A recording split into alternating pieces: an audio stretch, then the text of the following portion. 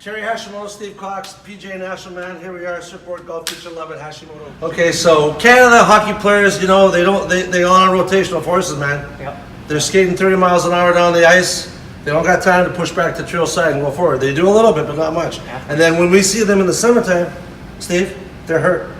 They got pressure on the lead side issues. Well, for more reasons than one. Yeah, true. True. They just want to Maybe they just beat the crap out of each other. Okay, so we asked Scott Spiewak from Swinguru to demonstrate a lead side mostly swing, and he did a good job on this. Steve, come on, guys, let's take a look at this. Look at the center of mass. Steve, do you mind if I just I'm just going to scroll through this? And I want you to take a look at all four screens. So we've got almost no motion towards the trail side of the center of mass, but huge motion to the trail side and then forward, and then a huge backup in the iron just prior to impact. Right. Huge vertical forces. So to your point about the center of mass being completely different than center of pressure, I don't think you can show a better picture than that. Yeah, you can really see how much. Terry, bring it all the way back over to the max load point. Okay, you got it.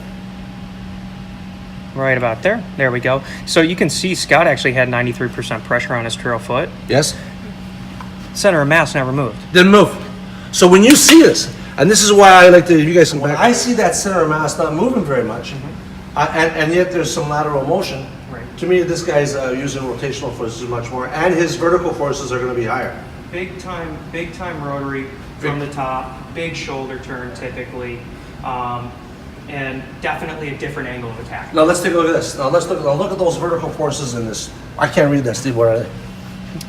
He's looking at 4. Yeah, he's upwards to over 4 times. So which is unheard of. Really, that's a heck of a push. He just basically stopped right after impact, so it was just kind of a simulation swing. Right. But this will be if you saw this swing's got to be conducive to potentially high rates of injury. Again, don't want to deal in absolutes. No. Everyone can swing a certain Ranges, way. exactly.